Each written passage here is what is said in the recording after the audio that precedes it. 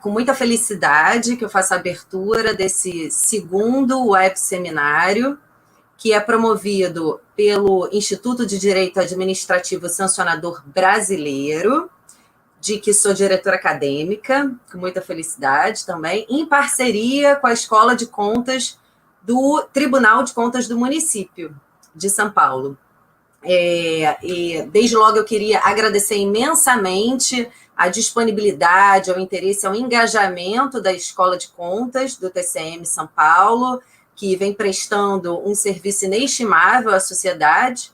Quero agradecer na pessoa do professor Silvio Gabriel Serrano, nosso colega do IDASAN também, e da professora Angélica Fernandes, que prontamente se engajaram nessa parceria desse ciclo, que é um ciclo de eventos em que vamos discutir temáticas relacionadas ao direito administrativo sancionador. Agradeço também imensamente ao professor José Roberto Pimenta, que é o nosso presidente do IDASAN, e ao nosso vice-presidente, ao professor Francisco Zardo.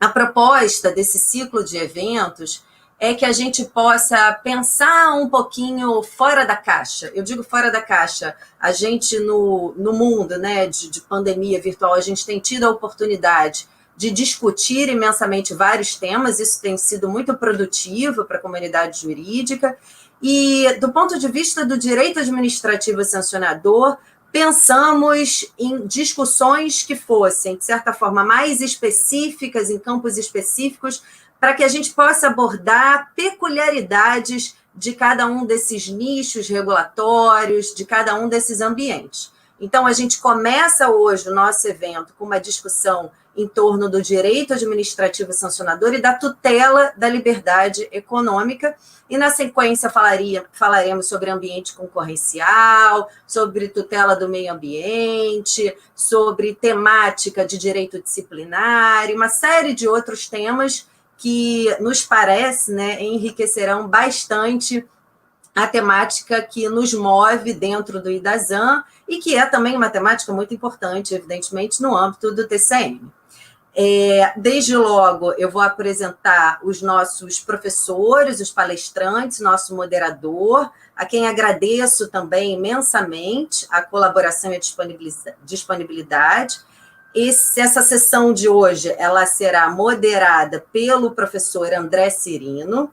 O professor André Cirino é professor adjunto de Direito Administrativo da Faculdade de Direito da UERJ, da Universidade Estadual do Rio de Janeiro, é doutor em Direito Público pela UERJ, Masters of Law pela Yale Law School e é procurador do Estado. Além disso, é meu queridíssimo amigo de vida, né? Então, André, será um prazer ouvi-lo, estar com você e ter você de maneira muito eficiente à frente da condução desse evento. Os nossos palestrantes hoje são o professor José Vicente, que é doutor em Direito pela UERJ, Masters of Law pela Harvard Law School, mestre em Direito Público pela UERJ, é também professor adjunto de Direito Administrativo na UERJ, e é procurador do Estado. Meu colega na Procuradoria também, um administrativista brilhante. A gente vai ter aqui o privilégio de ouvir o professor José Vicente. E o professor Fernando Menegatti, que é mestre em Direito pela Universidade Federal do Paraná, doutorando em Direito Administrativo pela USP, professor de Direito Administrativo da Universidade Positivo e advogado.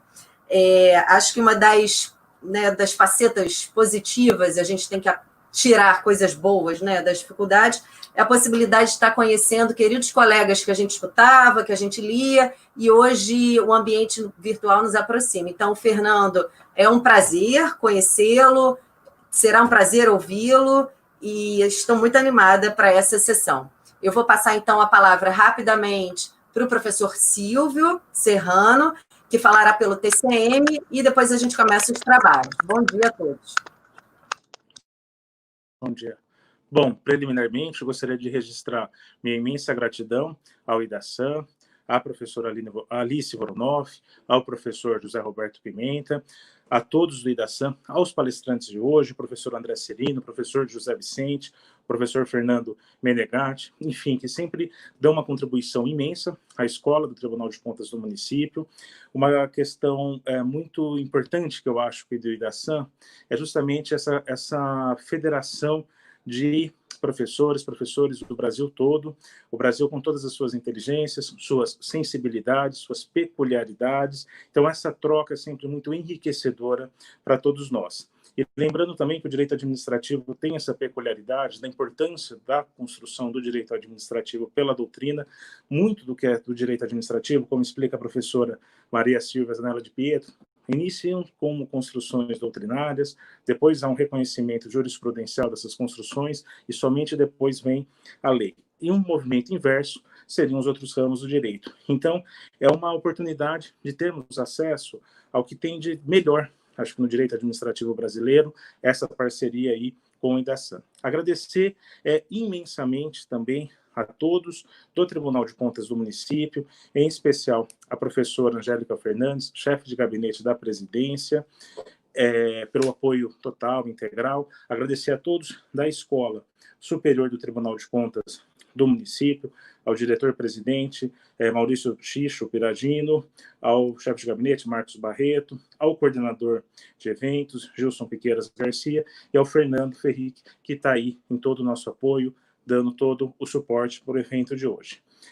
Agradecê-los imensamente a todos, agradecê-los a todos que estão também nos acompanhando pelas redes sociais, pelo Facebook e pelo YouTube, que é justamente esse debate que a gente consegue, enfim, evoluir no direito administrativo, justamente com esse debate é que nós conseguimos nos aperfeiçoar diante de tantos dilemas e tantas questões colocadas pelo Estado brasileiro, pela sociedade brasileira, que são os desafios aí da administração pública. Muito obrigado a todos. Bom dia, professor Silvio, bom dia, professora Alice, bom dia ao professor José Roberto Pimenta, que está nos ouvindo, a quem eu agradeço. Meu nome é André Serino, eu tenho aí uma honra de ser o moderador desse debate de hoje, entre os professores Fernando Menegatti e professor José Vicente Santos de Mendonça. É uma honra estar diante de pessoas tão qualificadas, junto ao IDASAM, Instituto de Direito Administrativo Sancionador, que é presidido pelo professor José Roberto Pimenta, que eu acabo de conhecer virtualmente, e o professor vice-presidente Francisco Zardo, um amigo querido, que criaram participaram da criação desse instituto, que tem uma capacidade impressionante de agregar gente boa, gente qualificada.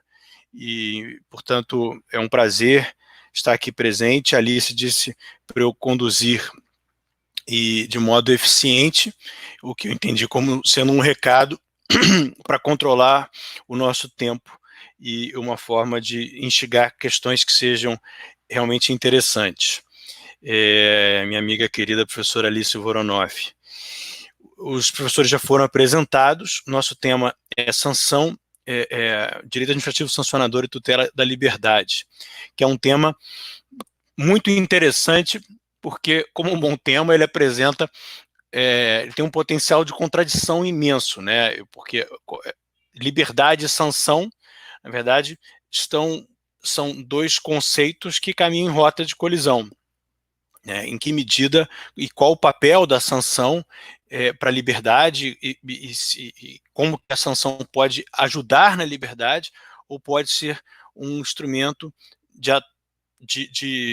obstáculo, né? Pode ser um obstáculo à liberdade.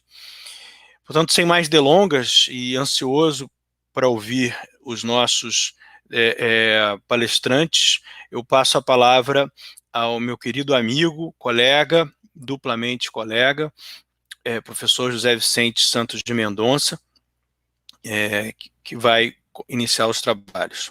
Bom dia, Zé. Bom dia, vocês estão me ouvindo com perfeição, com acuidade? Tudo certo, né?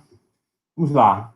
Em primeiro lugar, os agradecimentos, as saudações. Eu gostaria de agradecer ao professor José Roberto Pimenta, uma incrível iniciativa essa do IDASAN, é uma verdadeira federação, como se disse aí, de professores do Brasil inteiro, coisa que é importante para o direito administrativo, uma certa nacionalização do direito administrativo, com sua cor, com seu sabor local, com seus interesses próprios, mas é importante que o direito administrativo se faça no Brasil inteiro, e acho que o IDASAN tem um papel muitíssimo importante nisso. Também saúdo aí, agradeço o convite à doutora Alice Voronoff, minha colega de PGE, jurista brilhante. Eu tive a alegria e a honra de participar da qualificação da tese de doutorado dela, que viria a redundar no livro sobre direito administrativo sancionador, que é já referência no tema. Uma jovem e brilhante jurista que tem um livro que já é a referência, é uma das referências modernas nacionais do tema. Saúdo também aí o Tribunal de Contas do município de São Paulo, na figura do doutor Silvio Serrano, também da doutora Angélica. Eu tenho o TCM de São Paulo bem próximo a mim. Eu já fiz uma palestra sobre lei de liberdade econômica. À época era um projeto, os professores, o Carlos Ari, o Floriano, Gustavo Binemboim, a Juliana Palma, em abril de 2019, pouco mais de um ano, ainda era uma discussão, né? Acabou que o projeto que viria a redundar na lei não foi o nosso projeto, mas houve um debate ali justamente no TCM São Paulo. Eu ganhei um pendrive que eu uso até hoje, que é um pendrive enorme, mas é ótimo, porque eu sempre perco os pendrives, então eu tenho literalmente o TCM próximo a mim o tempo inteiro. Também saúdo, finalmente, meu colega de UERJ, duplamente colega, o professor André Cirino, meu colega de UERJ, meu colega de Procuradoria do Estado, meu colega de Conversas de Direito Administrativo, que é um programa que nós temos no Instagram toda quinta-feira, às 5 da tarde, que, aliás, é meu chefe, circunstancialmente está de férias, mas eu estou substituindo ele. Eu peço perdão por interromper as suas férias, mas é um debate acadêmico, é importante, enfim, então também aí uma alegria estar aqui nesse debate com o professor André Cirino. Então, finalmente, saúdo o doutor Fernando Menegar, que não conhecia, mas também será uma alegria, um prazer trocar essas ideias. Minha proposta nessa apresentação, que será bastante breve, eu gostaria de destacar alguns pontos de interesse prático para operadores institucionais de direito e que podem também ser, que poderiam ser abordados também dentro de uma agenda de pesquisa que se construísse a partir desses pontos. Eu vou destacar 4 pontos que me parecem que denotam ou que poderiam ser um caminho possível para investigar essa conexão entre sanção e lei de liberdade econômica, entre restrição, limitação, condicionamento de direitos numa perspectiva punitiva, de evitação de males e liberdade econômica. Uma observação feita com muita precisão pelo professor André: liberdade e sanção parecem estar numa antinomia lógica. No entanto, não necessariamente é assim. Muitas vezes você sanciona, você controla para permitir liberdades. E certamente que um mundo sem nenhum tipo de controle, vamos falar de forma mais genérica, muito provavelmente não seria um mundo livre. Seria alguma ideia de homem-lobo do homem, ou alguma coisa assim. Não quero investigar pensadores políticos clássicos, nem antropologia experimental, mas a minha intuição informada é de que nós precisamos de algum nível de controle para permitir uma vida no que nós entendemos como sociedade contemporânea. Então, há uma antinomia aparente, mas que se desfaz a partir do momento que você entende que algum tipo de controle, algum tipo de limitação é necessário, portanto, algum tipo de sancionamento para que esse controle tenha efetividade, permite uma certa convivialidade dentro de uma sociedade contemporânea com tantos problemas, com tantas dificuldades, com tantos desafios. Mas, enfim, eu disse que eu vou destacar aqui 4 possíveis pontos de interesse numa agenda prática e acadêmica de investigação dessas imbricações entre sanção, direito administrativo sancionador e lei de liberdade econômica. O primeiro ponto, e que aparentemente é o ponto que mais vem sendo ferido pelas investigações, é um debate sobre uma discussão sobre a análise da abrangência e da intensidade das sanções que estão sendo aplicadas pelos órgãos, pelas entidades administrativas, pelos órgãos com potencial de sancionar o particular, e uma análise sobre a sua efetividade dissuasória. Em outras palavras, uma análise sobre a efetividade das sanções. Em outras palavras, mais uma vez, uma espécie de análise de impacto regulatório retrospectiva, uma espécie de análise de resultado regulatório das sanções. E digo que esse primeiro ponto é o que vem vem sendo melhor trabalhado, porque já há alguns estudos nesse sentido. Me lembro de um estudo da Juliana Palma, também há estudos que analisam as sanções aplicadas pelo CAD, com foco nessa efetividade das sanções aplicadas pela Anatel, pelo CAD, alguma coisa também sobre a efetividade das sanções da CVM. Então, esse é um primeiro ponto de interesse imediato, ou seja, você fazer uma análise de impacto retrospectivo em relação à efetividade das sanções, com ênfase, com destaque nesse potencial de dissuasão dos comportamentos tidos como indesejáveis. Eu digo que isso já vem sendo feito, claro que pode ser mais bem feito, pode ser mais abrangentemente investigado, mas é algo que a gente já tem alguns estudos. Acho também que, muito provavelmente, a Lei de Liberdade Econômica exige, e aqui eu estou numa abordagem um pouco mais exploratória, talvez ela exija algum nível de análise bastante sintética em relação à efetividade esperada da sanção que será aplicada. Claro que teria que ser uma análise breve, porque a efetividade da sanção depende também, especialmente, do tempo, ou seja, o seu potencial dissuasório, e muitos estudos mostram isso, pressupõe que ela seja aplicada num tempo próximo ao do comportamento antissocial. Do contrário, o potencial dissuasório não se afirma plenamente. Então, existe um campo a se explorar em relação a essa análise de impacto retrospectiva, com ênfase no potencial dissuasório das sanções que já foram aplicadas, e me parece, exploratoriamente, que a Lei de Liberdade Econômica permita que se construa um dever jurídico de que se realize uma análise de impacto muito limitada, talvez nem uma análise de impacto digna do nome, uma análise de impacto nível 1, ou, enfim, algum tipo de cogitação em relação à efetividade da sanção que se pretende aplicar para um determinado caso. Então, eu diria que numa decisão administrativa, do Tribunal de Contas do município de São Paulo, por exemplo, talvez a lei e decisão essa que afete a liberdade econômica, talvez se possa extrair dos diversos dispositivos da Lei de Liberdade Econômica um dever jurídico de cogitação em relação aos efeitos esperados daquele sancionamento. Talvez como um capítulo, talvez como um item, talvez como um parágrafo daquela decisão. Então, eu acho que esse é o primeiro ponto que a gente pode discutir, que parece interessante. Uma análise de impacto em relação às sanções que já foram aplicadas, para ver se elas estão funcionando, se é caso de ajustá-las, e algum tipo de cogitação em relação à possível efetividade da sanção que se vai aplicar. Segundo ponto que eu acho interessante destacar, veja, eu não tenho posição fechada em relação a nada do que eu estou falando aqui, não tenho compromisso com o erro.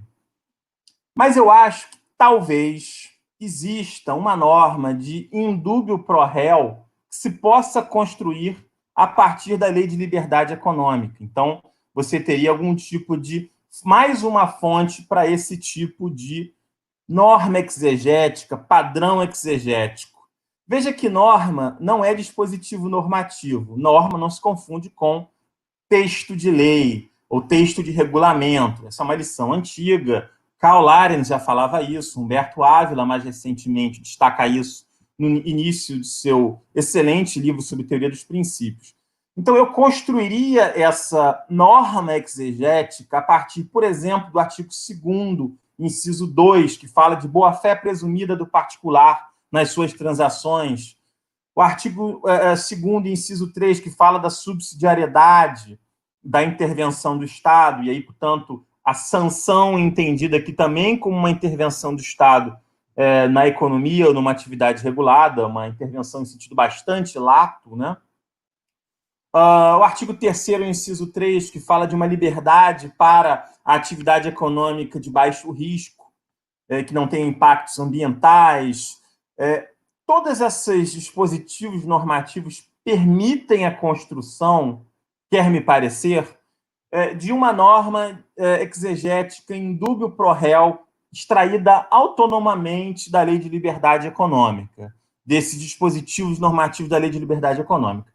Mas veja, e acho aqui que a gente pode tornar mais complexo esse debate, alguns inclusive falam justamente em indúbio pro liberdade, que seria que se extrairia diretamente da subsidiariedade, né? Alguns penduram essa regra numa cláusula do Estado de Direito. Existem diversas fontes para essa regra exegética, mas eu acho que é possível pendurá-la, extraí-la também de alguns dispositivos da Lei de Liberdade Econômica, aí você, então, teria na dúvida, a favor da liberdade econômica, então, em prol da liberdade econômica. Mas um ponto aqui, eu gostaria de tornar mais complexo o debate, que é o seguinte: essas questões nunca são tão unilaterais assim. O que é contrário à liberdade de uma empresa pode ser a favor da liberdade de sua concorrente. Então, essas questões nunca são tão singelas, assim. A liberdade contra a intervenção. Muitas vezes, a regulação faz eclodir mais liberdade, uma regulação faz eclodir uma concorrência mais vigorosa.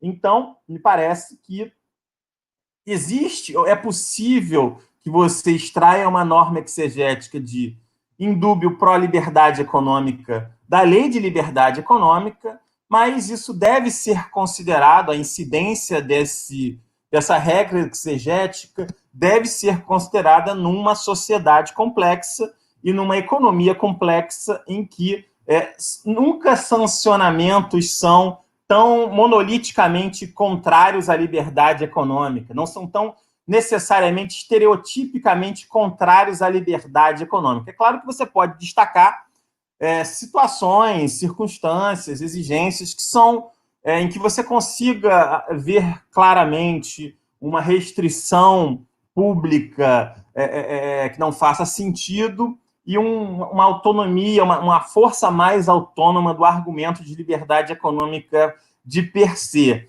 Mas não é sempre assim. Então, você restringe aqui, mas você está fazendo eclodir liberdade ali. Então, acho que é importante ter um cuidado com a incidência dessas regras interpretativas abstratas. Muitas vezes, elas são manipuladas retoricamente pelos advogados na sua atuação profissional. É natural que seja assim, mas eu acho que uma aproximação mais tendencialmente imparcial do tema nos permite entender essas questões um pouco mais complexas do que um Estado malvado de um lado e um particular bom do outro, ou o contrário, um Estado bonzinho e um particular malvado. Enfim, essas lógicas muito dicotômicas, com tintas muito fortes, simplesmente não funcionam numa sociedade complexa como a do Brasil do século XXI. Terceiro ponto que eu acho interessante de se destacar, numa abordagem exploratória, como disse, é pensar numa figura que se constrói bem caracteristicamente na Lei de Liberdade Econômica, que depois vem sendo regulamentada por decreto, que é o abuso regulatório. Eu escrevi um artigo comentando esse dispositivo da Lei de Liberdade Econômica sobre o abuso regulatório como figura, né, do direito administrativo, trazida a partir dessa lei. Está numa coletânea coordenada pelo professor Floriano, que tem o prefácio do Rodrigo Maia. E eu estava pensando aqui, meus colegas, minhas colegas, de algo como o abuso regulatório como excesso de normas de sancionamento. Será que é possível cogitar de um abuso regulatório como excesso de normas sancionatórias? Veja que pela redação do artigo 4º, caput e seus diversos incisos, é um dispositivo, e são dispositivos normativos com uma redação bastante abrangente, bastante indeterminada. Você vê, por exemplo, vamos lá, vou aqui ler o artigo 4º em alguns dispositivos. Deixa eu achar a lei aqui, um segundo. Lei de liberdade. Artigo 4º. Artigo 4º fala: é dever da administração, no exercício de regulamentação de norma pública pertencente à legislação, evitar o abuso do poder regulatório. E aí vai, criar reserva de mercado, reduzir enunciados que impeçam a entrada de novos competidores, e por aí vai. Veja, a abrangência do artigo 4º é a regulamentação de leis relativas à economia, leis econômicas, de modo geral. Quando, então, você estiver regulamentando uma lei e criando sanções a partir de um permissivo genérico dessa lei que você está regulamentando, será que criar um cipoal normativo sancionatório muito abrangente, muito estrito, muito rigoroso, seria abuso regulatório? O abuso regulatório como a regulamentação sancionatória de lei de liberdade econômica, de lei atinente à economia, que crie um sistema sancionatório que signifique, por si só, uma barreira à entrada, um congelamento dos competidores naquele setor. Isso é algo a se pensar e acho que eu não vi ninguém falando disso, mas é algo que a gente pode explorar. O abuso regulatório como excesso de normas regulamentares sancionatórias.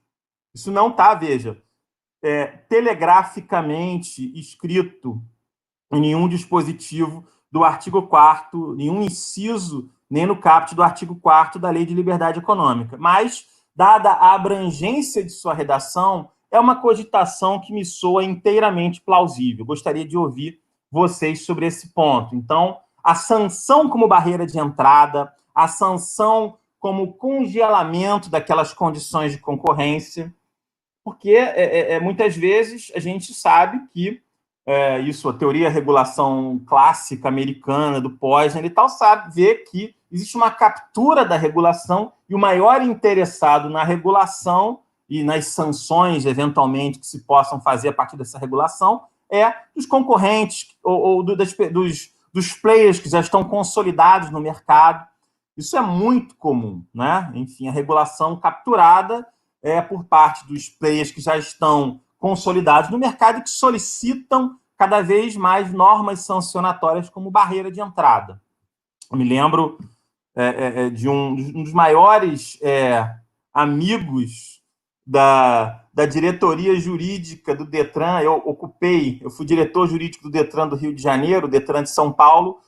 Os chefes, enfim, são ocupados, eles são delegados de polícia, pelo que me parece. No Rio de Janeiro, não. A diretoria jurídica do Detran do Rio é ocupada por procuradores do Estado.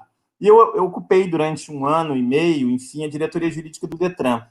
E o maior amigo dos regulamentos restritivos que a gente pudesse eventualmente vir a estabelecer a partir da nossa atuação como órgão regulador do trânsito eram as empresas que forneciam placas, as autoescolas que já estavam estabelecidas, os centros de formação de condutores, etc. e tal. Então, eu sei muito bem, enfim, também como advogado privado, sei muito bem disso, que um dos maiores amigos da regulação sancionatória, das sanções, é quem já está estabelecido no mercado.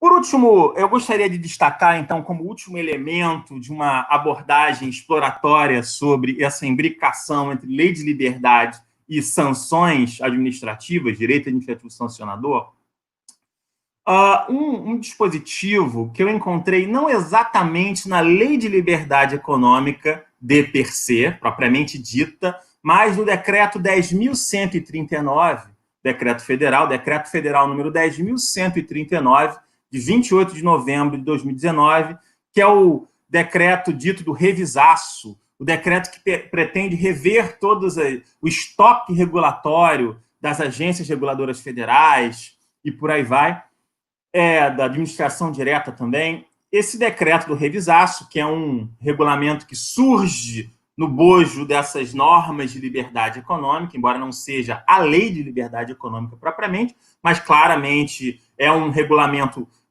pró-liberdade econômica.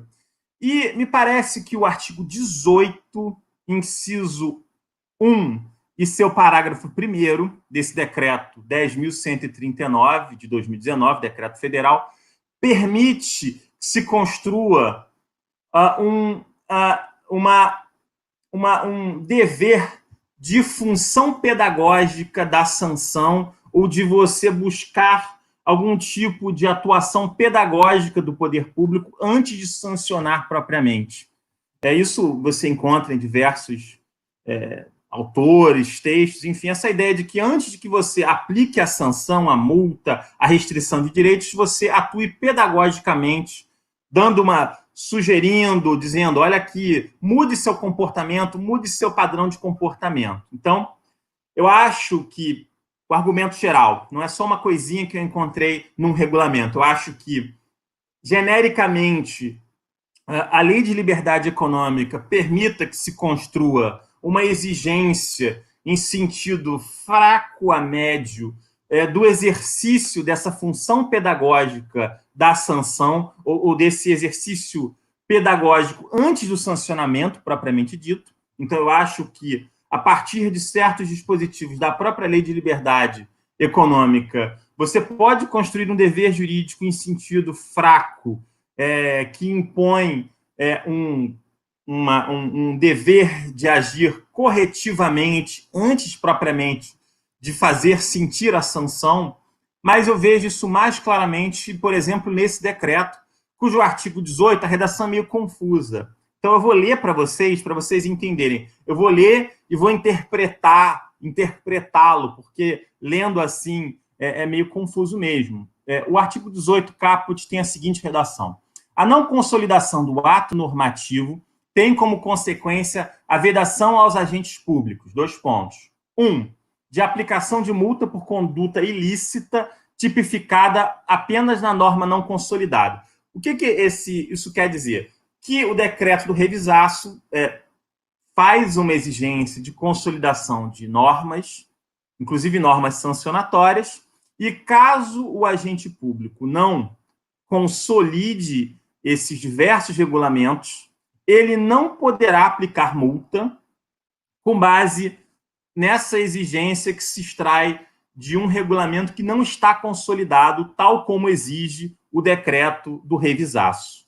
Mas aí vem o parágrafo 1º desse artigo 18.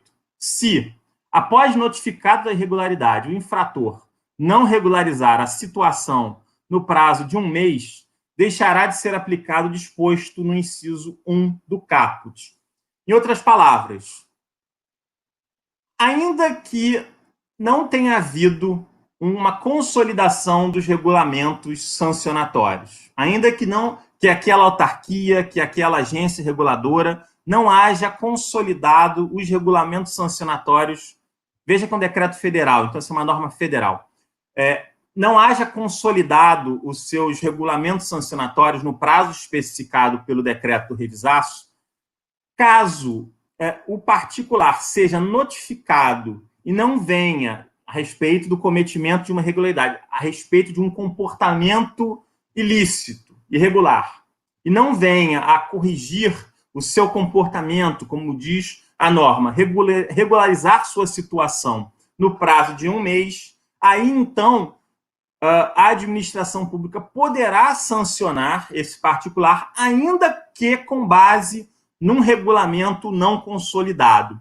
A partir daí, vejam, meus amigos e minhas amigas, como esse revisaço está sendo cumprido pelos órgãos e pelas entidades federais, mas não necessariamente ele vai ser cumprido tão precisamente quanto se gostaria, né? Eu sei que, por exemplo, a MP está buscando consolidar, o Inmetro também, várias agências estão fazendo ali suas consolidações. Mas é óbvio, sempre vai sobrar alguma coisa. E esse é um ponto para se questionar. O particular poderá questionar isso. Então, você constrói aqui, em sentido aqui bem específico, a exigência de uma notificação de irregularidade, um dever jurídico de uma função pedagógica, de uma pedagogia, de um comportamento antes, propriamente, da sanção. Então, meus amigos, eu gostaria, com esses 4 pontos, de encerrar a minha breve apresentação,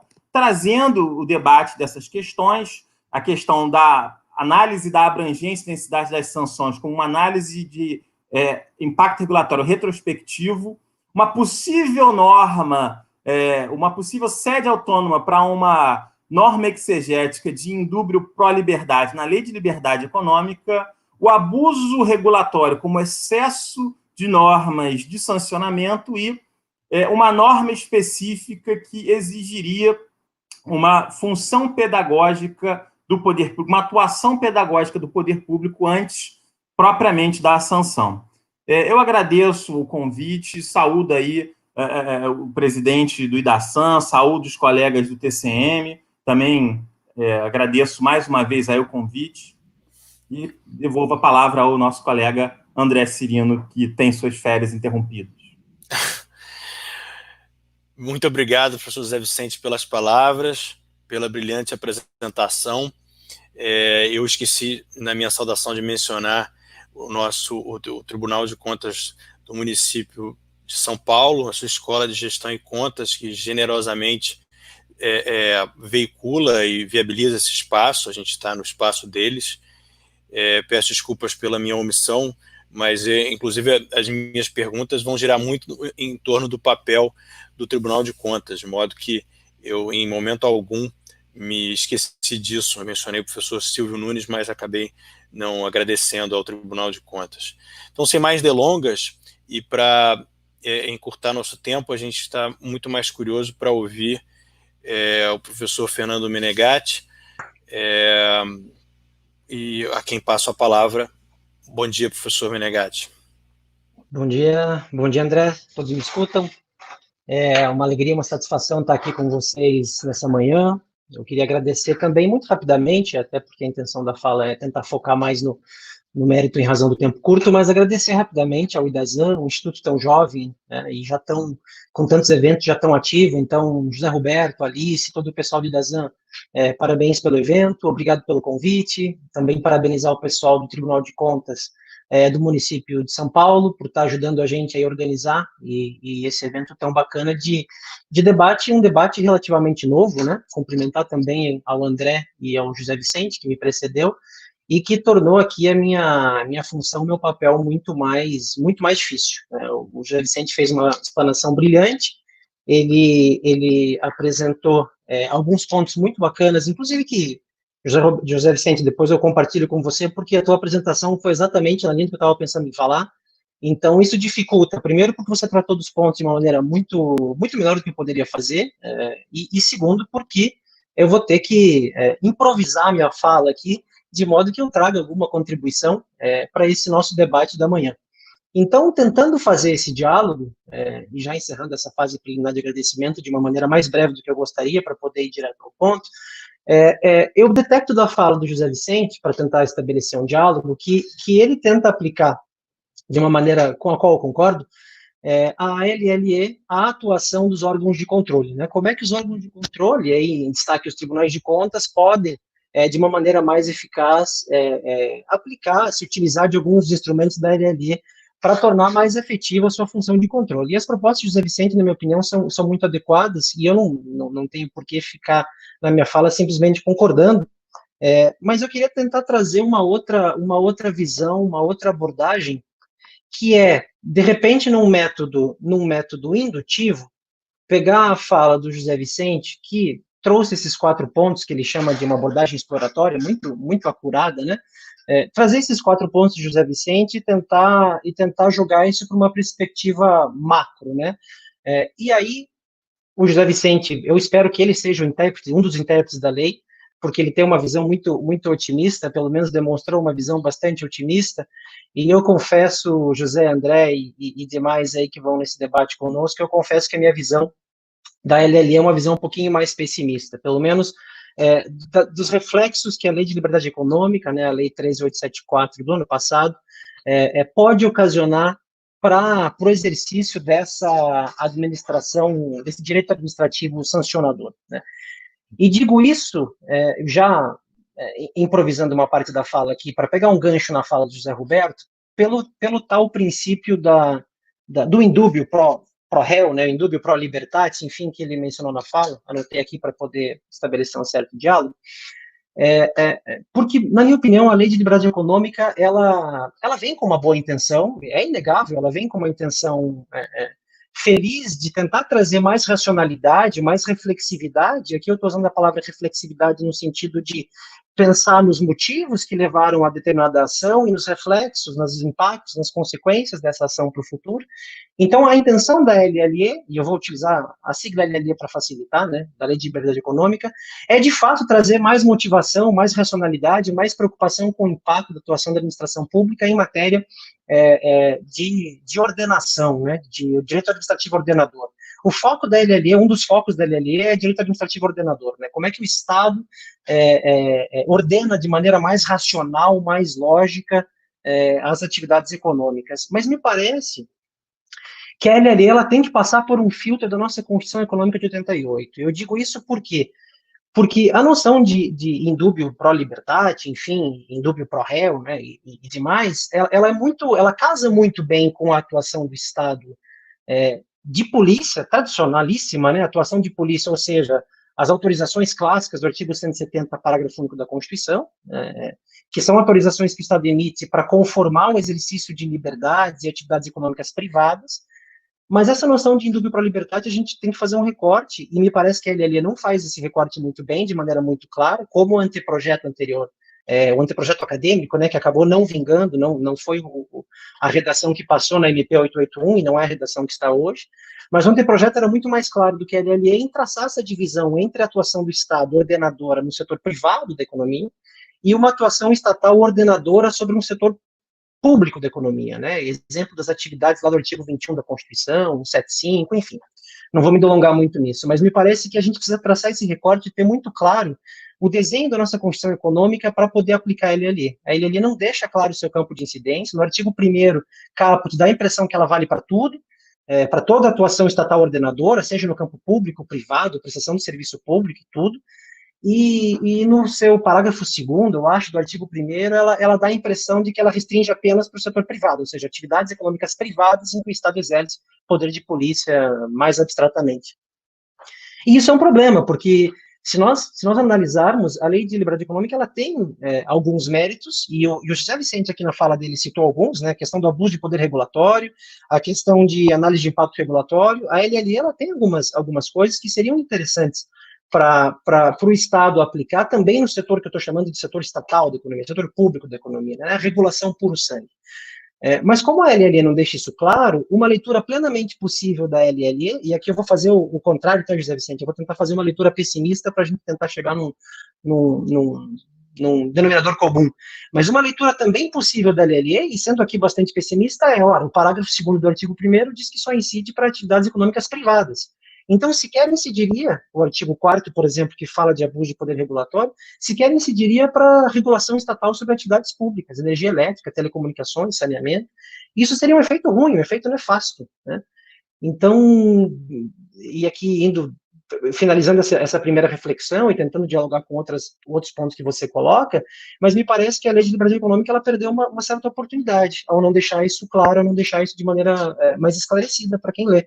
Ela foi com muita sede ao pote nessa questão de indúbio pro libertate, né, E aquela história, se a gente pretende juntar a fome com a vontade de comer, é bom olhar para a despensa antes, né, para ver se a despensa está cheia, porque é complicado. Então, essa é uma primeira crítica que faço, uma visão um pouco mais pessimista, porque acho que a LLE pode ser interpretada, a hermenêutica da LLE, ela pode ser interpretada de uma maneira negativa, que tolha o potencial dela, ao invés de ampliar, como o José Vicente muito bem propôs na sua fala. Mas indo mais propriamente aqui para uma análise de direito administrativo sancionador, né? Como é que o direito administrativo sancionador conversa com a LLE? E aqui eu vejo também, eu vou tentar uma abordagem, porque essa o José Vicente já fez, não faz sentido eu reproduzi-la aqui, eu vou tentar, ao invés de uma abordagem de como é que a LLE se aplica para os órgãos de controle, que isso foi muito bem tratado pelo José Vicente, essa abordagem exploratória, esse experimentalismo que ele propõe é muito adequado, muito ajustado, e concordo com as reflexões, mas eu vou tentar pensar do outro lado, né, como é que, e por que, na minha opinião, a LLE ela acaba atrapalhando, ao invés de ajudar, o exercício do direito administrativo sancionador, ou seja, tanto a atuação da administração pública ao implementar a LLE e exercer suas atividades no âmbito do poder de polícia, quanto até mesmo dificulta e talvez atribui um papel interessante para os órgãos de controle, porque os órgãos de controle, que no fim das contas, Poder Judiciário, com destaque, mas também os tribunais de contas, vão acabar sendo responsáveis por exercer uma interpretação da LLE, porque, como o José Vicente bem disse, a norma em si, né, a letra da lei em si não é norma, então os órgãos de controle vão ter que se debruçar sobre a LLE para pautar a atuação da administração pública, né, e nesse ponto, eu tenho mais uma visão, de certa forma, pessimista. Na minha opinião, a LLE atrapalha, talvez mais do que ajude o direito administrativo sancionador. Eu acho que ela é uma lei que peca pela falta de dentes, por assim dizer, ela é banguela, com o máximo respeito, estou dizendo da lei, né, não estou falando de, eventualmente, quem participou de votação, mas eu acho que ela é uma lei que não morde, ela é toothless, ela não tem enforcement, e o contrário, né, talvez ela tenha dentes, mas eles são afiadíssimos e ela tem mordida cruzada, então ela morde e se machuca, ela machuca a própria bochecha.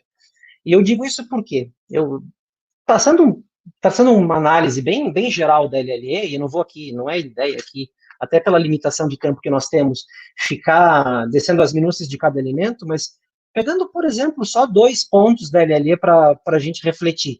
A questão da autorização tácita, né, e a questão das atividades de baixo risco, né. Diz a LLE que a autorização, atos públicos de liberação, o que a lei chama de atos públicos de liberação, a licença, alvará, a autorização, enfim, a partir de um prazo fixado pela autoridade, pelo órgão administrativo, se o prazo passa e o particular não obtém uma resposta da administração pública, tacitamente se considera que ele está licenciado, ele está autorizado, ele pode empreender a atividade econômica dele.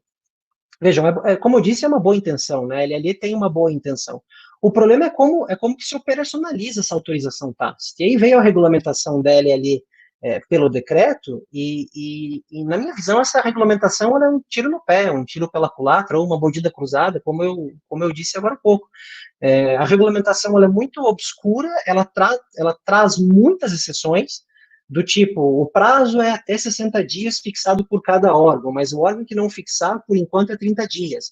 Cada órgão fixa, então, veja, já joga para o particular a obrigação de saber qual é o prazo e o regimento, o regulamento, enfim, o procedimento de cada órgão responsável por emitir autorizações administrativas, para ver quando é que ele vai ter direito a se considerar tacitamente autorizado, né? Veja, a noção de autorização tácita é boa, mas o ruim é essa insegurança que ela gera.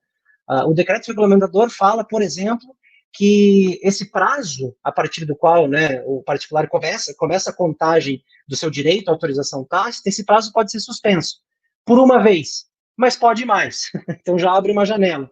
E esse prazo só começa a contar quando o particular ele protocola todos os documentos necessários para a instrução do processo. E eu me pergunto, como é que vai se considerar, e essa é uma dúvida realmente, não é retórica, é uma dúvida real, né?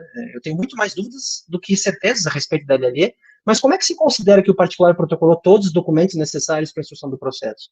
Na prática, a administração pública jamais vai autorizar tacitamente nada, porque ela vai dizer, olha, na realidade o teu prazo não começou, porque eu considero que faltou tal documento.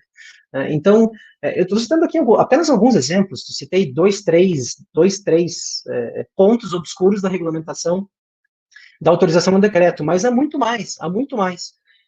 Isso faz com que, a bem da verdade, essa pretensa segurança jurídica que a LLE pretende atribuir ao particular, ela saia pela culatra, porque, vejam bem, se o particular não sabe bem quando é que ele vai ter direito à autorização tácita, na prática ele vai acabar esperando a administração pública, né? E pior, imagine a seguinte situação, a armadilha do direito administrativo sancionador, né? Por isso que eu estou dizendo, e aqui que eu queria chegar nesse primeiro exemplo, né? É uma armadilha do direito administrativo sancionador na LLE. A administração pública, ela gera ela deixa passar o prazo, gera, portanto, uma autorização tácita, o particular se sente confortável para empreender a atividade dele, porque, afinal de contas, ele está tacitamente autorizado, ele fez o pedido, a administração pública não negou no prazo fixado por ela, e a administração pública, na sequência, no dia seguinte, uma semana depois, fiscaliza o ambiente do particular, vai fiscalizar o exercício de atividade econômica, sabendo lá atrás que já havia alguma coisa estranha ou alguma ilegalidade no pedido, ou seja, ela deixa passar de propósito o prazo da autorização tácita, no dia seguinte, semana seguinte, fiscaliza, detecta irregularidade e sanciona, né? Veja, um dos pontos dessa autorização tácita, um dos motes da autorização tácita, pretensamente, é evitar corrupção, né? Aquela clássica exigência de favores para poder expedir atos autorizatórios. Para isso, a autorização tácita serve, mas ela tem que ser bem regulamentada, porque da forma como está, ela apenas empurra o potencial de corrupção com a barriga, né? Ela faz com que, ao invés da corrupção na expedição da autorização, possa acontecer uma corrupção ali na frente. Tudo bem, você teve autorização tácita, porque eu deixei passar esse prazo sabendo que havia ilegalidade e depois eu fiscalizo e te sanciono. Então, é isso que eu disse no início da minha fala. Eu acho que a LLE permite que o direito administrativo sancionador continue sendo utilizado de maneira inadequada, abrindo essa janela. E o segundo ponto, para não me demorar muito aqui e me encaminhar para o meu encerramento, o segundo ponto que eu acho que a LLE também pode atrapalhar o exercício da administração, do direito administrativo sancionador, é no campo das atividades de baixo risco, né? As atividades de baixo risco, diz a LLE, seriam aquelas que não têm tanto potencial lesivo, não têm tanto risco de lesão, e, portanto, para essas atividades sequer vai ser preciso uma autorização administrativa, uma licença, um alvará, enfim. São atividades que, pelo seu baixo potencial lesivo, não demandam autorização. Isso é uma norma geral, mas não é. Explico. É uma norma geral porque todos os entes têm que respeitar essa exigência de que atividades de nível 1, de risco baixo, não demandam autorização, mas não é uma norma geral porque cada ente, cada órgão vai definir o que se considera uma atividade de nível 1, ou seja, de risco baixo, né? Pior, né, a lei ela põe um pretenso parâmetro, né? Aliás, é o decreto que faz isso, ela impõe um parâmetro. Olha, você pelo menos tem que classificar uma atividade como risco 1, mas não precisa se você conseguir abrir uma exceção. Então, de novo, a lei criando janelas para contrariar o que ela própria diz, né? Pior, cada órgão administrativo que é responsável por classificar as atividades como baixo, médio ou alto risco, pode inserir uma mesma atividade em níveis de risco distintos, a depender da quantidade de atos de autorização que ela emite, que a lei chama de atos públicos de liberação. E na prática, vejam a salada, né? Porque o particular ele tem que conhecer a regulamentação de cada atividade em cada órgão e talvez saber que cada órgão tem mais de uma alocação de risco para a mesma atividade, né? E vejam, de novo, né, a pretensão de trazer mais segurança jurídica, por isso que eu digo que ela é autossabotadora, né? Ela se autossabota. A pretensão de trazer mais segurança jurídica nesse ambiente de uma regulamentação aberta, ela, na verdade, é contrária a isso, ela traz mais insegurança jurídica, né? E aqui a gente também tem mais uma armadilha. Eu citei uma armadilha agora há pouco, né? A armadilha da autorização tácita, e aqui temos mais uma armadilha, que é a armadilha de administração pública. Vamos supor, um município. O município edita uma norma, porque ele é competente para isso, classificando as atividades como baixo, médio e alto risco, né? É isso que ele tem que fazer. Mas vamos supor que o município não edite essa norma, né? Ele não faça isso, né? E aí chega no momento, né, do particular exercer a atividade econômica e o município diz, não, mas para isso aqui tem uma autorização específica, eu exigi na minha lei uma autorização. Aí o particular diz, mas bom, município, você não editou uma norma classificando como baixo risco. E o município propõe a interpretação inversa, olha, se eu criei uma autorização é porque implicitamente eu estou considerando essa atividade como não baixo risco, né? Faz o raciocínio invertido, dizendo que se existe autorização para aquela atividade, é porque aquela atividade não está considerada pelo município como baixo risco, e ele, o município, é responsável por classificar como baixo, médio e alto. Então, vejam, de novo, mais um exemplo, e teria inúmeros, se a gente for olhar para a LLE, de como essa lei acaba, às vezes, trazendo mais burocracia, né? Nessa luta por desburocratizar o exercício do poder de polícia, da administração pública ordenadora, ela, por vezes, acaba por trazer mais burocracia para isso, né? Então, é esse ponto que eu queria também levantar. Eu tinha preparado alguns outros, o José Vicente já abordou de maneira muito proficiente todos eles, e aí encaminhando para algumas considerações finais, para que a gente possa partir para o debate, que eu acho que é o que interessa, eu só queria fechar retornando, né, na minha consideração inicial de que, para mim, a lei de liberdade econômica, ela vem efetivamente com uma boa intenção, ela vem imbuída de uma boa intenção, ela vem com a preocupação de trazer mais racionalidade, de trazer mais motivação, de trazer mais reflexividade no exercício do direito administrativo ordenador e, por consequência, sancionador. O problema é que ela faz isso de uma maneira banguela, sem dente. E aí, qual que é o papel?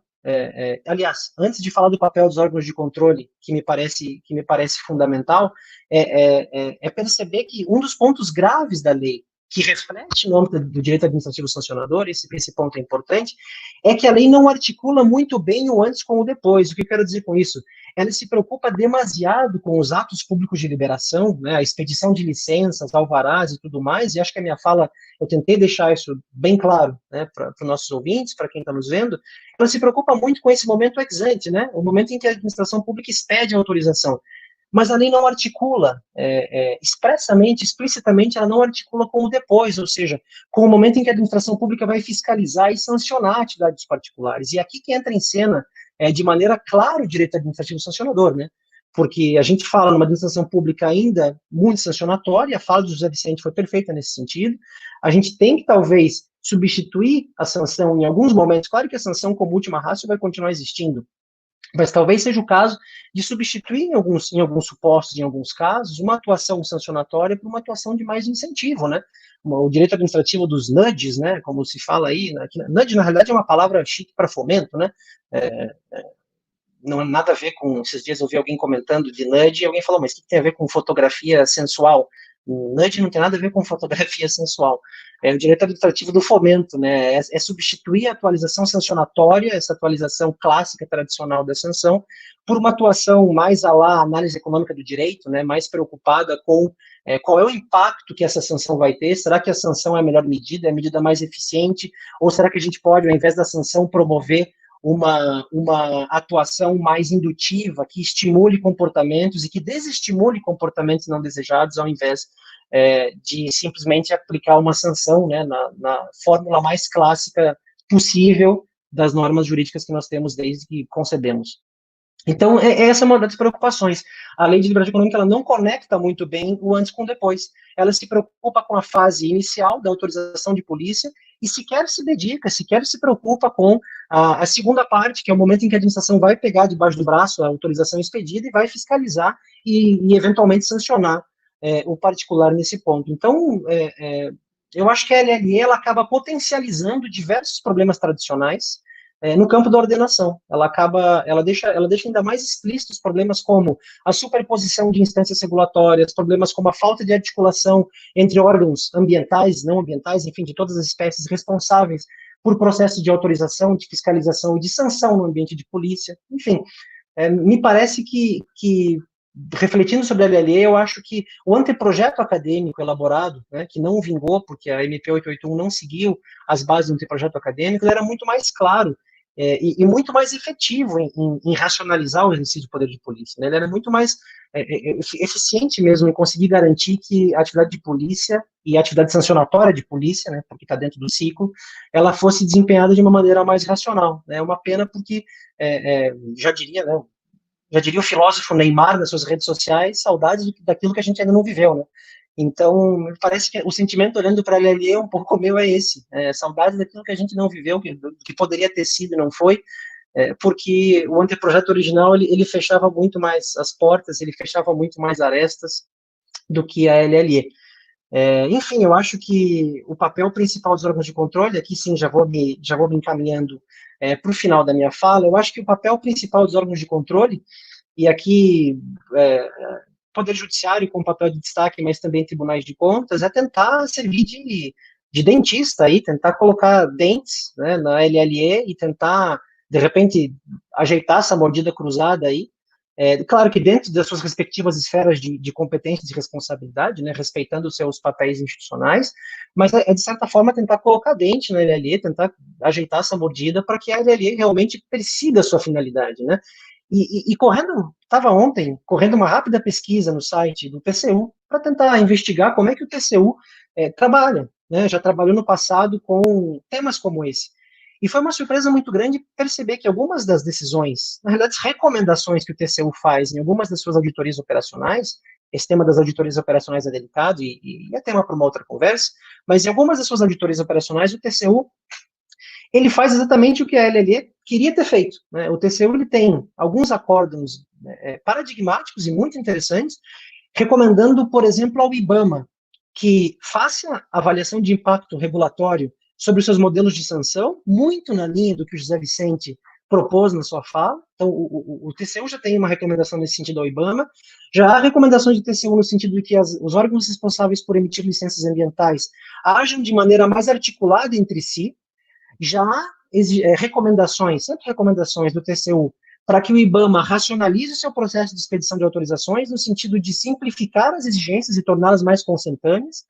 Já há um caso paradigmático também do TCU a respeito, e aí acho que o IBAMA não estava envolvido nesse processo, mais especificamente, mas já há um caso em que o TCU comenta sobre as medidas mitigadoras e compensatórias, que é outro tema que a LLE se preocupa, mas de uma maneira muito aberta, né, e o TCU diz nesse acórdão que as medidas compensadoras e mitigadoras e compensatórias, elas têm que ser fixadas no âmbito da atividade de fiscalização de maneira proporcional, racional, lógica, avaliando os impactos que aquele empreendimento vai trazer e, por isso, compensando esses impactos, ou seja, muito do que a LLE pretende fazer com uma boa intenção, com uma boa índole, e talvez dê um tiro na água em alguns momentos, alguns órgãos de controle, né, em processos mais inspirados, eu diria, já exercem. Então, me parece que é esse o grande papel que sobra para os órgãos de controle, de novo, de uma maneira muito cuidadosa, a gente precisa debater. O José Vicente trouxe um tema, e aqui sim vou me encaminhando para o final, eu já falei 4 vezes isso, daqui a pouco o André vai brigar comigo aqui, que é a 4ª vez que eu falo que vou me encaminhar para o final e não me encaminho, mas agora sim, encerrando. O José Vicente, agora antes de mim, que me precedeu, ele comentou que seria interessante pensar na avaliação de impacto regulatório e principalmente comentou da questão do abuso de poder regulatório, né? E de fato a LLE ela traz no artigo 4º essa questão do abuso de poder regulatório e é um dispositivo que me parece que, a despeito da sua abertura, e algumas regras são muito abertas, assim como o decreto recente da análise de impacto regulatório, que é uma IR Banguela, né? Eu estou aproveitando o artigo do José Vicente aí, estou chamando o decreto é uma análise de impacto regulatório Banguela no decreto, né? E algo semelhante acontece aqui na LLE com o artigo 4º. E uma coisa que fica é o seguinte, né? Já há uma tendência recente dos órgãos de controle, ou nem tão recente assim, de perquirir, né, normas regulatórias e perquirir a regulação de setores econômicos, inclusive estatais, né? Há o caso da ANTAC, famoso do ano passado, e outros tantos casos em que o TCU, por exemplo, se miscuiu na análise de normas regulatórias. O que me parece é que o artigo 4º da LLE, ao criar esse conceito de abuso de poder regulatório, ele traz os órgãos de controle externo, como o TCU e como o Poder Judiciário, principalmente o Poder Judiciário, de uma maneira muito confortável para incrementar essa atuação sobre normas regulatórias, principalmente o Poder Judiciário. O Poder Judiciário se sentirá muito confortável, me parece, para perquirir a respeito da validade e da efetividade das normas regulatórias a partir dos parâmetros do artigo 4º. O problema, e de novo a mordida cruzada, é que se esses parâmetros são abertos, a pretensão de segurança jurídica, de novo, se convola numa insegurança jurídica tremenda, né? Então, é assim que eu vejo, eu vou agora sim encerrar a minha fala, é assim que eu vejo, encaro a LLE, né? Eu tentei adaptar um pouco o que eu ia falar para dialogar um pouco mais com o José Vicente. Eu acho que a LLE não articula bem o antes com o depois, eu acho que faltou se preocupar com a parte sancionatória, se preocupa muito em liberar as atividades e se preocupa muito pouco em como fiscalizar e sancionar essas atividades, e os órgãos de controle vão ter esse papel, né? Servir um pouco como dentista para arrumar essa arcada dentária, e talvez um pouco como psicólogo, né, para tentar tirar essa autossabotagem da LLE em cima dela mesma. Enfim, eu agradeço, de novo, obrigado pelo convite, parabenizo a iniciativa de todos, e é por aí que eu fico. Muito obrigado, Fernando, pela brilhante exposição. Você não precisa ficar com medo de mim, porque eu sou um jacaré banguela, eu não mordo não, mas a Alice pode puxar minha orelha depois. Eu gostei demais do que você falou, e de forma muito complementar ao que o professor José Vicente trouxe. E, enfim, eu também tenho mais dúvidas que certezas, né? O professor José Vicente, como eu, nós fomos alunos do ministro professor Luiz Roberto Barroso. Ele fala muito isso, né, ainda, né? Ele sempre dizia que e nos colocou isso como uma premissa da nossa forma de pensar e estudar o direito público, né? Que o que enlouquece são as certezas, e contava que o psicanalista Luiz Alberto Pi, quando era estudante de psicologia, frequentou hospícios, ou um hospício específico, e tudo que ele estudava daquelas pessoas ali internadas era que o que identificava era o fato de que aquelas pessoas com problemas mentais tinham muita certeza de muita coisa. Então, um sujeito que tem certeza de que é Napoleão Bonaparte, e daí ele chegou à conclusão de que o que enlouquece são as certezas, não as dúvidas. Então, o fato de termos dúvidas, citando o professor Luiz Roberto Barroso, é bom para a gente, né? É bom para a gente, e esse é o nosso papel, é levantarmos as dúvidas.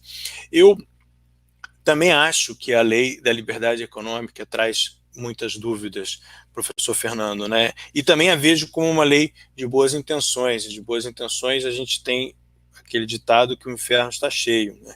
Mas eu proponho uma espécie de uma hermenêutica de boa vontade com essa lei, porque ela tem um papel, a meu ver, importante, em linha com o que o professor José Vicente disse, de trazer essa diretriz exegética, né, uma norma exegética de indúbio pró-liberdade. E eu acho que isso pode ter algum papel transformador. Eu achei bacana que você, professor Fernando, entendeu que o professor José Vicente estava sendo muito otimista com a lei, o que eu acho um tremendo elogio, né? Meu amigo José Vicente, normalmente um crítico da lei, crítico de todas as leis, e dessa vez ele foi visto como um otimista, hein, meu amigo Zé? Eu anotei algumas questões aqui para para instigar o debate, e uma delas o Fernando começou a tangenciá-la, né? Uma coisa que aí agora está todo mundo aparecendo. Uma coisa que me ocorre quando a gente discute a lei, né, se ela efetivamente é esse jacaré banguela, né, que enfim, poderia ter um papel sancionador. E eu acho que você tem razão no seu diagnóstico, né, de que ela causa, ela tem um aspecto paradoxal do ponto de vista sancionatório, né, porque ela não prevê sanções, mas ao mesmo tempo gera muitas inseguranças, né? E a insegurança, ela é o lado oposto, é o oposto daquilo que se espera no ambiente sancionatório, né? Um ambiente sancionatório pressupõe segurança.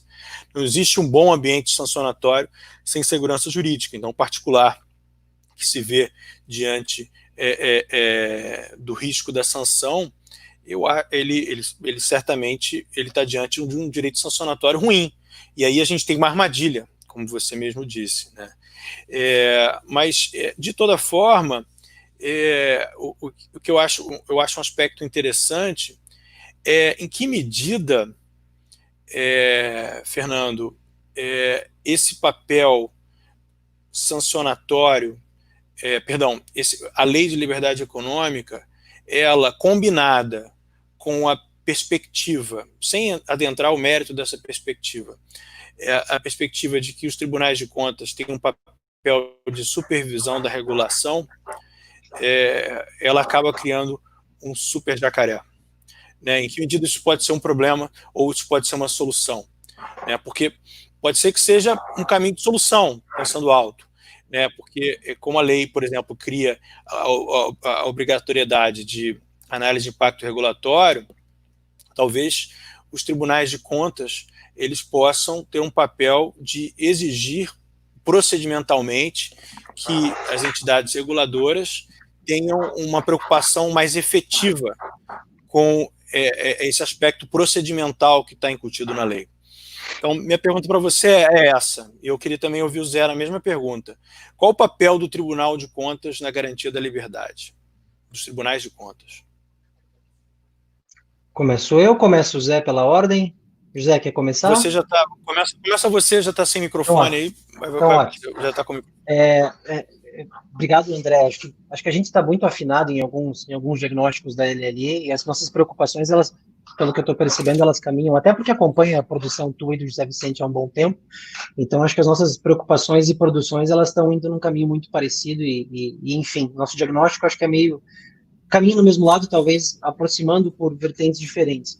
Eu vejo, eu não encaro a LLE como banguela, já aproveitando que a gente está citando tanto termo, mas eu não vejo a LLE como banguela porque ela não traz sanção, até porque pela minha fala, e acho que a do José também ficou bem claro, não me parece que a sanção seja a maneira mais ótima, né, não seja a maneira ótima, melhor dizendo, para não ser redundante, de trazer enforcement para uma lei. Eu acho que essa noção de que, para que a gente ponha dente na lei, né, para que a gente traga enforcement, a gente necessariamente tenha que ter sanção prevista nela, eu acho que isso já é uma noção que a gente tem paulatinamente superado, talvez essa seja uma intenção da LLE, superar isso. Então, para mim, não é a ausência de sanção que torna a LLE banguela, não é o fato de que ela não prevê sanções ao seu eventual descumprimento, é o fato de que realmente ela se auto-sabota, né? É o que eu tentei demonstrar em alguns momentos. Então, eu acho que a LLE, ela se auto-sabota e por isso que ela perde o dente, né? Ou ela tem uma mordida cruzada, porque ela pretende trazer segurança jurídica e ela acaba, em alguns momentos, trazendo mais segurança jurídica. E aí, tentando dialogar um pouco com a tua pergunta, né? Qual o papel dos órgãos de controle e dos tribunais de contas na aplicação da LLE? Né? Os tribunais de contas vão ter que pôr dente não no sentido de pôr sanção, mas no sentido de trazer uma hermenêutica à LLE que primeiro traga algum sentido hermenêutico para ela, que traga algum sentido lógico na aplicação dela. Segundo, que demande da administração pública que respeite a LLE, porque a própria LLE parece que às vezes não faz isso, né? E o José Vicente tem um artigo muito bacana que ele publicou esses dias sobre análise de impacto regulatório, né? Que é uma lei que faz mais ou menos a mesma coisa, ela trata de maneira tecnicamente até boa a análise de impacto em alguns momentos, mas lá pelas tantas diz no artigo que o agente público que desrespeita a lei continua vigente, a análise de impacto, né, que é desrespeitada, a norma continua vigente, sem problema, não tem nenhuma ilegalidade nela, e o particular tem que respeitar da mesma forma, ou seja, faça análise de impacto, mas se não fizer, não tem problema, né. Qual é o papel do órgão de controle aqui? Me parece que é tentar construir caminhos para que essas leis tenham o seu efetivo enforcement. Vou dar um exemplo. Me veio à mente agora, então, é uma ideia de bate-pronto, cuidado para não dar ideia errada, né? O famoso não dar ideia, mas me parece assim, um exemplo, um caminho seria, para tentar dar um enforcement para análise de impacto, aquele gestor, né, que dispensa análise de impacto regulatório, quando deveria ter feito, vou dar um exemplo, quando deveria ter feito, o decreto recente diz que a norma continua vigente, que não há ilegalidade, não há irregularidade, tem que ser cumprida. Mas se essa norma vier a gerar um dano, né, que era antecipável, que era previsível na análise de impacto e não foi realizada, talvez a gente possa cogitar em responsabilizar esse gestor pelo 37(6) da Constituição. Né? Então, veja, isso é colocar dente, de alguma forma, no decreto da análise de impacto. De novo, né? Tem que tomar cuidado para não dar ideia, né? Mas a noção seria essa, já que a norma continua vigente, e já que todo mundo tem que respeitar, mas a análise de impacto não foi realizada, então o gestor que aprovou uma norma sem a devida análise de impacto, quando ela deveria ter sido realizada, tem que ser responsabilizado por danos antecipáveis, por danos a partir dos quais ele poderia ter refletido. Né? Qual que é o grande desafio E aí me parece que a tua pergunta, André, vou responder bem rapidamente, que senão eu corto o tempo do José. Mas o próprio Tribunal de Contas, os tribunais de contas, hoje eles estão tendo uma visão, né, e eles usam essa expressão, não sou eu que estou comparando o Tribunal de Contas com o cachorro, pelo amor de Deus. Eles têm essa visão de que o Tribunal de Contas ele tem que passar a funcionar como um cão-guia, né, deixar de funcionar como cão de caça, cão de guarda, né, nessa aproximação tradicional de um Tribunal de Contas que sanciona, que só avalia atos, né, só fiscaliza contas e sanciona e reprova contas, enfim, e passe a ser um cão-guia. Essa comparação do Tribunal de Contas com cachorro, repito, com o máximo respeito, não é minha, eu só estou reproduzindo, para que não diga, pô, o Menegatti falou que Tribunal de Contas é igual cachorro, como assim? Quem não gosta de cachorro vai brigar comigo. Eu também adoro cachorro, então para mim é uma boa comparação. Mas, enfim, o Tribunal de Contas, ele mesmo passa a se ver como um cão-guia, no sentido de ele passar a assumir alguns papéis. Isso é polêmico, eu tenho plena consciência, sou advogado, então sei dos problemas concretos, que isso, por vezes, gera, auditorias operacionais, eu sei dos problemas concretos, a gente sabe disso, mas acho que o ponto é a gente passar a ter uma visão, uma dimensão macro de realmente articulação de controle, né? Os órgãos de controle são responsáveis, eles têm um papel fundamental no aprimoramento da administração pública, né? E isso passa também por campos como o campo regulatório. Qual é o grande desafio? A gente impor, na minha opinião, parâmetros para que os órgãos de controle, tanto parâmetros de ordem material, ou seja, o que os órgãos de controle podem investigar nas normas regulatórias, quanto parâmetros de controle de ordem processual. Isso ainda existe, e eu não vou ficar fazendo muita propaganda, porque eu pretendo, esse é um tema que eu pretendo abordar na minha tese.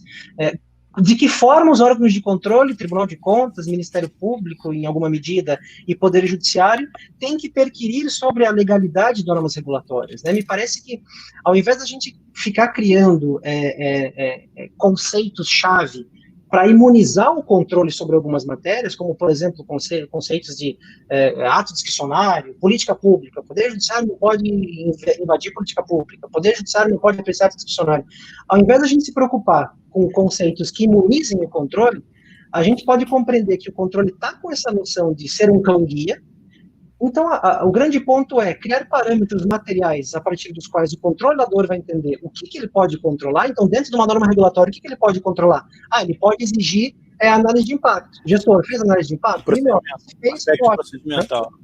Exato, criar um parâmetro material de controle e um parâmetro processual no sentido de qual é o processo, né, qual é o caminho que o controlador tem que perquirir, e me parece que nenhum dos tribunais de contas hoje no Brasil tem isso viável nos seus regimentos internos. Eu acho que nenhum regimento interno cria um procedimento de controle viável nesse sentido.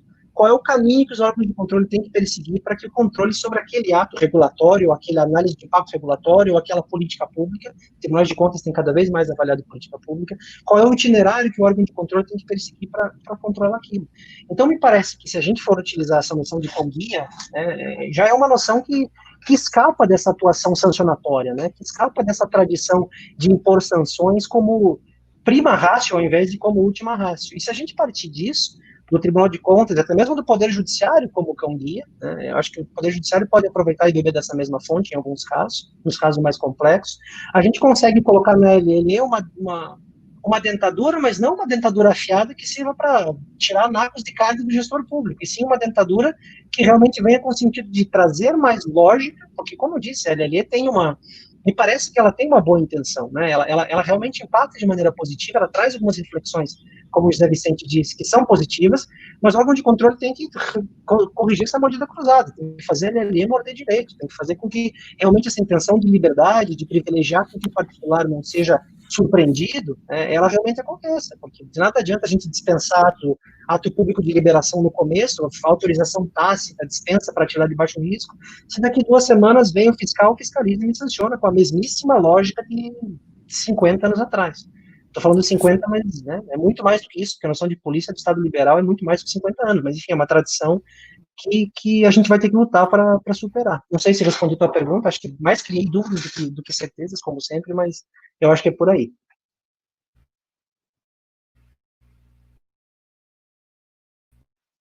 Eu finalizei isso, José Vicente.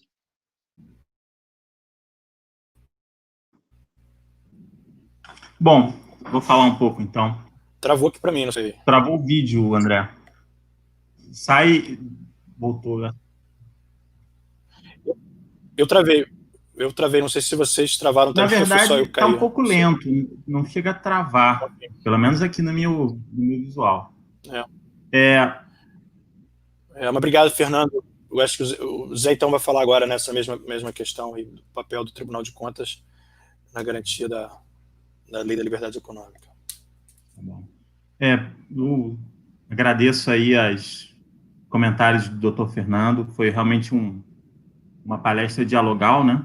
Então eu vou fazer uns comentários sobre o papel dos tribunais de contas em relação à Lei de Liberdade, fazer alguns comentários gerais sobre a palestra do Dr. Fernando, e depois também, não sei se a gente vai organizar isso, mas tem umas perguntas aqui no nosso chat aqui do nosso sistema, e tem uns aqui que eu abri aqui, eu estava tentando entrar no YouTube aqui, mas eu não consegui acessar negócio que manda no SMS, então eu só estou vendo aqui, tem umas perguntas aqui também no YouTube. Seria legal a gente percorrê-las também. Mas vamos aqui no papel dos tribunais de contas na garantia da liberdade econômica. Eu acho, André... Eu não vi as perguntas do YouTube, eu vou abrir aqui. Eu acho que o primeiro papel... Ai, meu Deus, o negócio está dizendo que a bateria está acabando no meu... Um segundo aqui para eu vou colocar aqui na tomada, tá? Do meu laptop. Isso aqui que o battery is running low. Pronto. Eu acho que o primeiro papel... O André travou de novo. Eu acho que o primeiro papel dos tribunais de contas em relação à Lei de Liberdade Econômica é não atrapalhar a liberdade econômica, né? Então, eu acho que esse talvez seja o primeiro e grande papel dos tribunais de contas, não atrapalhar a liberdade econômica. Acho que um papel que cabe também aos tribunais de contas é auxiliar na redução do estoque regulatório. Eu acho que identificar conjuntamente ao Poder Executivo normas que estejam, regulamentos que estejam tacitamente revogados, que sejam claramente inconstitucionais, que sejam inefetivos. Acho que nesse papel de auxiliar na redução do estoque regulatório também é um papel não obstrusivo dos tribunais de contas e que pode ser bastante útil.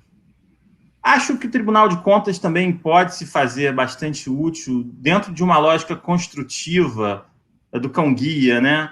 Pedagogia, a gente está construindo modelos de regulação e modelos de sancionamento. Então, por exemplo, modelos sugestivos, não impositivos, não obrigatórios, de análise de impacto.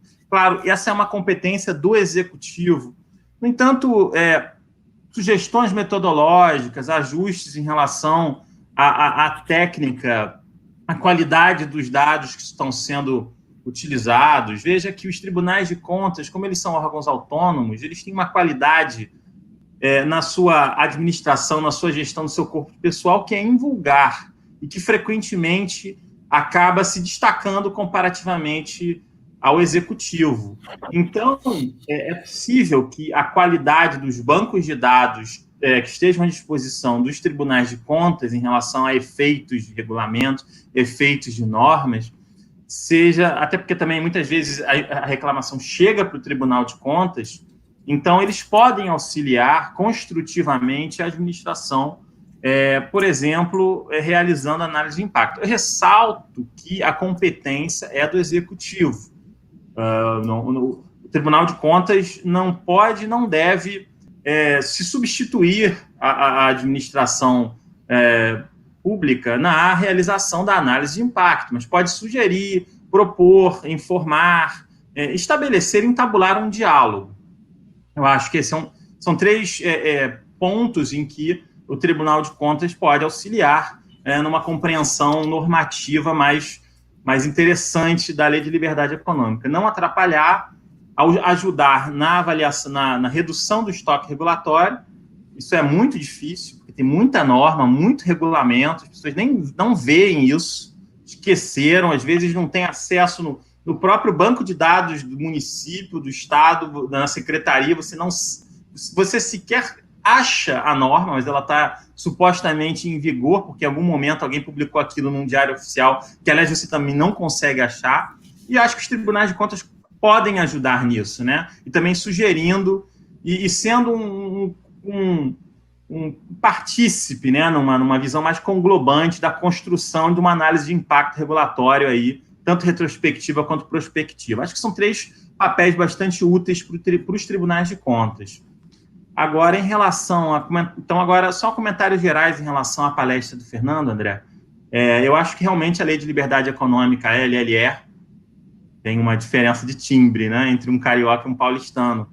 Eu acho que a LLE, ela é a lei das nossas possibilidades, mas não é a lei dos nossos sonhos. Seguramente, o anteprojeto, elaborado sob a coordenação do professor Carlos Ari, era bem melhor. E eu digo isso de forma bastante autointeressada, porque eu era um dos coautores. Então, eu acho que era mesmo, assim, realmente era melhor mesmo. Infelizmente, não foi para frente. Mas a gente tem nós temos que fazer o melhor com o que tem, né? Fazer do limão uma limonada. Eu acho que realmente é uma lei que acabou saindo com muitas exceções, então, usando essa expressão aí, que é do Sunstein, quer dizer, não sei, mas eu conheço essa referência no Sunstein, do Cost of Rights, que ele fala que os direitos possuem dentes. Rights have teeth. E aí, então, é uma lei banguela. Ela é uma lei banguela porque ela não prevê sanções, muito embora o professor Zé Roberto tenha comentado um ponto que pode ser verdade, da questão da competência material para sanções, enfim. Mas eu acho que, para além disso, eu acho que tem um aspecto que como ela é uma lei muito abrangente, ela é meio épica, regula tudo, você começa a fazer concessões para que, de repente, isso aqui não cabe, isso aqui não é competência dela, isso aqui escapa da competência da União. Então, você começa a fazer muitas coisas e, ao mesmo tempo, criar exceções a esse monte de coisa que você pretende regular. Então, eu diria que boa parte do que a Lei de Liberdade Econômica faz, ela opera também, especialmente, ela é muito característica nesse sentido, quando ela estabelece um catálogo de direitos, ela me parece, claro, existem dispositivos mais concretos, mas ela me parece que é muito mais uma legislação simbólica, professor Fernando, usando aqui uma expressão tributária, dentre outros, do Marcelo Neves, do que uma legislação imediatamente efetiva. Eu não estou querendo menoscabar o papel do símbolo. Eu acho que, pegando aí um pouco de Fernando Pessoa, a vida também é símbolo. E os símbolos importam, as sinalizações importam, né? Então, eu acho que interpretar autorizações com uma boa vontade em relação à lei muda alguma coisa. Talvez ela não tenha o impacto que seus autores pretendessem, enfim, mas eu diria que é melhor ter uma lei de liberdade econômica do que não ter. Ela permite que você construa, e veja que num país hiperjudicializado, hipercontrolado como o Brasil, no fundo, importa a interpretação do judiciário, a interpretação das cortes de contas sobre a lei. Importa o texto da lei, mas o que faz a lei vingar é a interpretação do Supremo, dos tribunais de contas e tal. E ela, de alguma forma, sinaliza algo, e a interpretação desses tribunais, tanto de contas quanto os judiciários, podem ajudá-la a pegar. Então, quando você fala, por exemplo, eu vou dar um exemplo aqui, que você presumiria que a autorização do município, você, de alguma forma, embutiria um raciocínio de que, se o município exige autorização, consequentemente, a atividade não é de baixo impacto. Então, de alguma forma, você teria uma autonegação da própria norma, né? Ela permitiria que ela se autocontrariasse. Eu acho que o judiciário ou o Tribunal de Contas pode interpretar esse raciocínio como uma espécie de desvio de finalidade. Veja, tudo isso é muito complicado. Eu também não quero botar mais digamos assim, mais pilha na ideia do argumento de desvio de finalidade, que é em si um argumento complicado também, né? Porque ele é um pouco assim, o que seria a finalidade? Ele é um argumento meio ativista, vamos chamar assim. Mas eu acho que é possível esse tipo de raciocínio. Então, uma atividade que, evidentemente, não tem o menor impacto econômico, não causa nenhum risco, uma vendinha de bairro no município, e aí você chega e passa a exigir esse tipo de coisa. Eu estou pressupondo aqui uma certa imanência de certas atividades de notório baixo risco, e as coisas, às vezes, não são tão assim. Mas, enfim, vamos conceder isso para o meu raciocínio. Então, eu acho que, de repente, o Judiciário ou o Tribunal de Contas poderia invalidar, sobre o espírito da Lei de Liberdade Econômica, esse tipo de exigência mesmo de autorização. Então, eu acho que não é a lei dos nossos sonhos, é a lei das nossas possibilidades, mas acho que é possível interpretá-la de alguma forma, digamos assim, extrair algo de bom dela. Outro argumento, outro exemplo que você trouxe é muito evidente também, a questão da exigência, o efeito positivo do silêncio, né? O silêncio positivo. Você faz o requerimento e aí, depois de um tempo, a administração consideraria autorizado aquele requerimento se não houvesse nenhum tipo de manifestação. Só que há uma exceção no regulamento, acho que até na própria lei que fala que tem que ter cumprido todos os requisitos, ou todos os regulamentos, todos os documentos têm que estar contidos no requerimento. De alguma forma, isso gera uma inconsistência performativa, porque a administração sempre vai poder dizer que justamente ela não cumpriu o prazo porque não haviam cumprido todos os requisitos. E se ela não cumpre, então, o prazo, ela vai inventar um novo documento para exigir, para se eximir do descumprimento dessa lei, desse dispositivo da Lei de Liberdade Econômica, desse regulamento, não me lembro agora. Realmente, você gera uma confusão de segunda ordem, assim. Antes você tinha o silêncio positivo, agora você tem o subterfúgio para evitar a incidência da norma que busca produzir efeitos positivos ao silêncio administrativo. Enfim. Mas... Zé, pegando o gancho no que você falou do silêncio, eu concordo que é uma norma esquisita, assim, que ela não é clara, traz muitas dúvidas. Eu até escrevi um artigo no mesmo livro que você mencionou, organizado pelo Floriano, né, sobre o silêncio, a interpretação desse dispositivo. Mas será que, trazendo essa discussão para o direito sancionatório, né, eu fico pensando em que medida esse silêncio, essa norma, vamos pensar num caso de um particular que começa a praticar atos com base numa aprovação tácita. Eu acredito naquela aprovação, né, ele primeiro vai ter a dificuldade de provar isso. Como que ele prova que foi aprovado? Né, eu acho que tem que ser a data do protocolo, né, junto com o decurso do prazo. Mas, ao mesmo tempo, eu acho que essa é uma excludente de licitude, pensando com as categorias sancionatórias, né? Porque eu, de boa fé, confiei, seria uma confiança legítima qualificada, né? Eu estou qualificado pelo artigo da Lei de Liberdade Econômica que autoriza o exercício da minha atividade. Você acha, professor Zé Vicente, trazendo a pergunta, se isso é uma excludente de licitude? Você concorda com isso? Que haveria uma confiança legítima na atuação daquele que presume que estaria deferido, que ele teria cumprido todos os requisitos, juntado todos os documentos, aí ele lê a Lei de Liberdade Econômica, ele imagina que depois daquele prazo ele estaria autorizado a realização daquela atividade, e aí depois ele descobre que não, a administração posteriormente diz, não, mas estava faltando alguma coisa aqui, e, portanto, eu vou te sancionar. Se isso é um bom argumento, eu acho que é um bom argumento. Enfim, a gente não pode... A própria Lei de Liberdade Econômica fala que a gente não pode presumir má-fé, né? Enfim, a má-fé não se presume.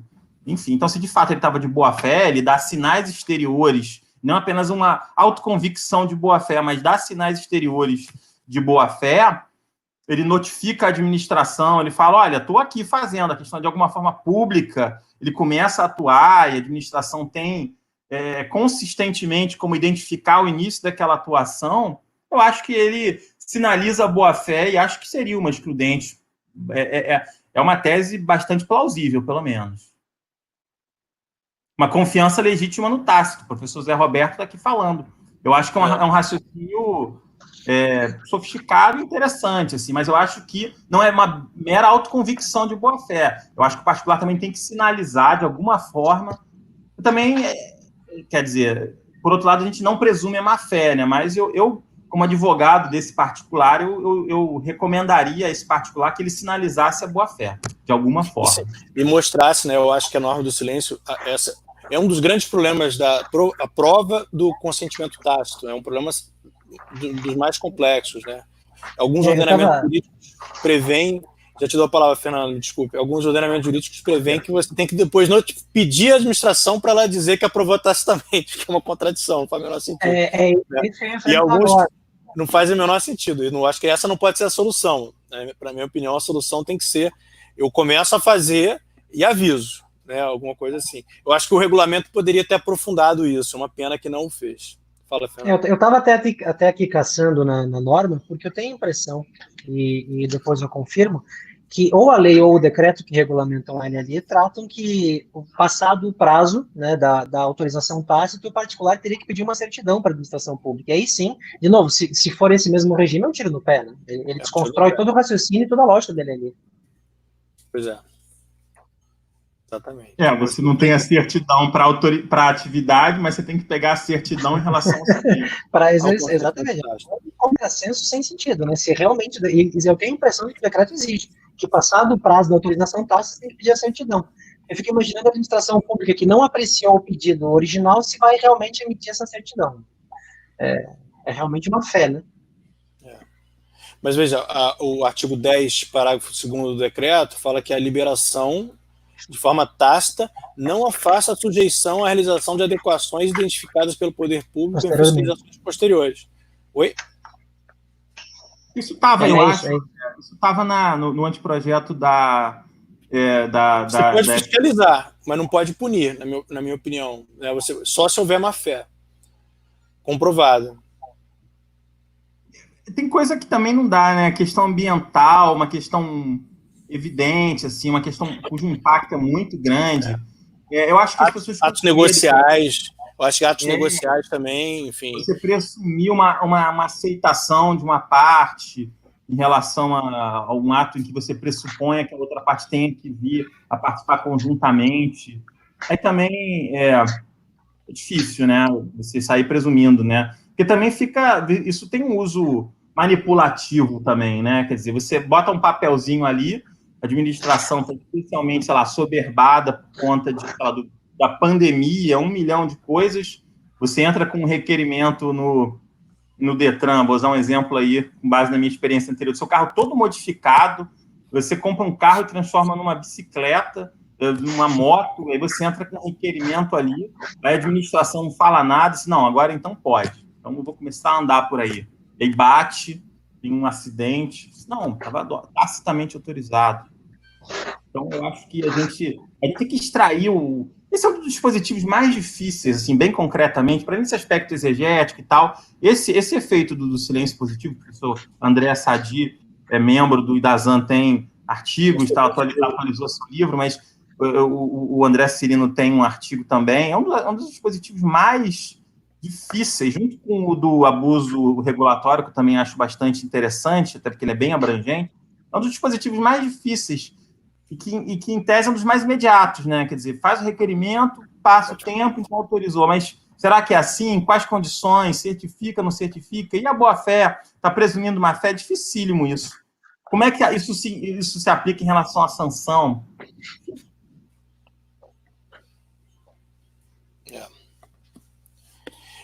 Tem algumas outras perguntas aqui, mas também o nosso tempo já se encerrando.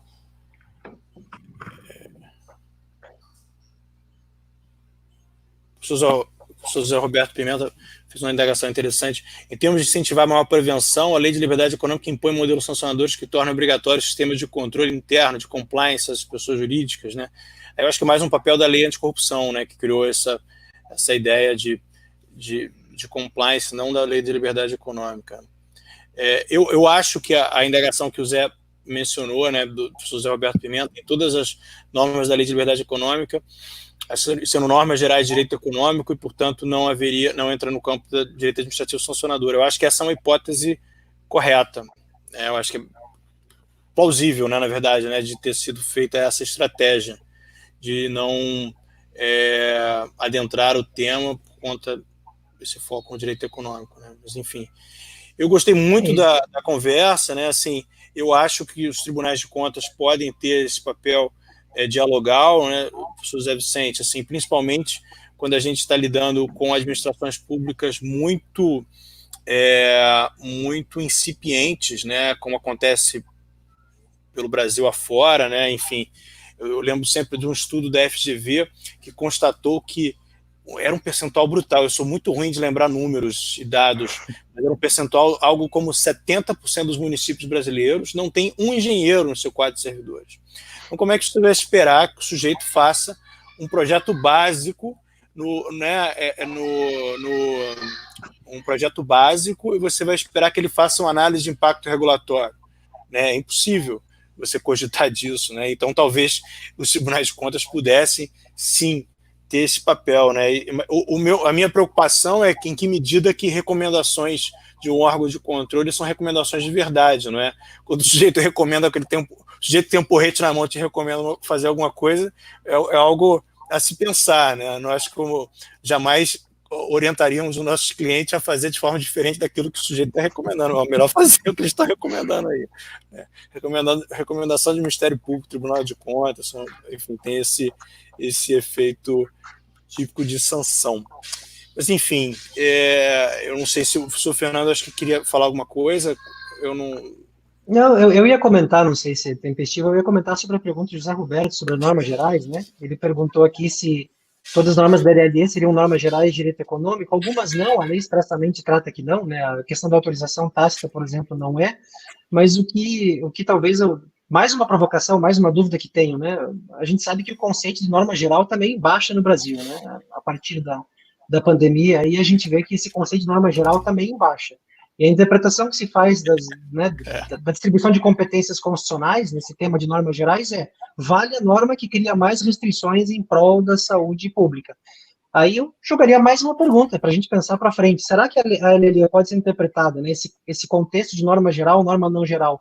Então, vale mais a norma que melhor respeitar a liberdade econômica dos particulares, ou seja, independentemente da esfera federativa? Será que a gente pode interpretar nesse sentido, já que o conceito de norma geral está em desuso no Brasil?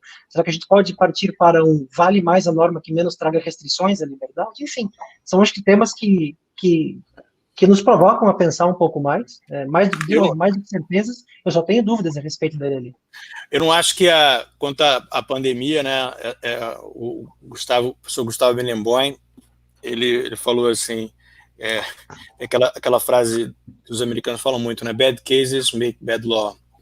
E aí ele falou assim, coronavírus make bad law também, assim, péssimo, né, as coisas que estão sendo esse waiver da pandemia, né, que tudo, você criou uma série de exceções. Eu acho que nós, estudiosos do direito administrativo, a gente vai ter que criar uma espécie de uma bolha desse direito que foi produzido nessa época, né, para entender assim, esse é um direito excepcional, né, colocar dentro do saco do excepcionalismo, uma espécie de excepcionalismo administrativo mesmo, né, assim, para entender que isso foi excepcional para a gente, para que a gente possa voltar a ter uma discussão mais, enfim, sofisticada sobre normas gerais. Eu concordo com você, Fernando. Eu não acho que a norma geral está fora de moda. Eu acho que ela, enfim, ela tá viva, ela tem que existir, mas eu acho que o direito que se produziu a respeito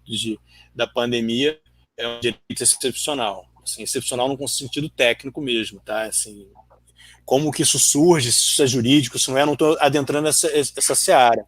Mas eu acho que schmittianamente dizendo, né, de certa forma, quando there is a will, there is a way no direito, né, e isso às vezes acontece, a gente sabe, né, não estou dizendo que é certo ou errado, mas muitas vezes a política acaba se impondo. Eu acho que a norma geral tem um papel, né, assim, lembro sempre daquele livro fantástico do professor Andreas Krell, ele fala muito bem sobre isso, né, sobre o conceito de norma geral, norma nacional. Tem um artigo do Diogo também sobre isso. Verdade. Então, eu acho que esse tema ainda permanece, né. Enfim, caminhando para o final, não sei se vocês querem fazer alguma consideração. Tem umas perguntas aqui no chat também. Quer selecionar uma ou duas? No private? No private, Desculpa, gente, eu não estou acostumado com isso aqui ainda. Será que a lei de liberdade econômica exige a utilização de um único aplicativo de mensagem? Cada palestra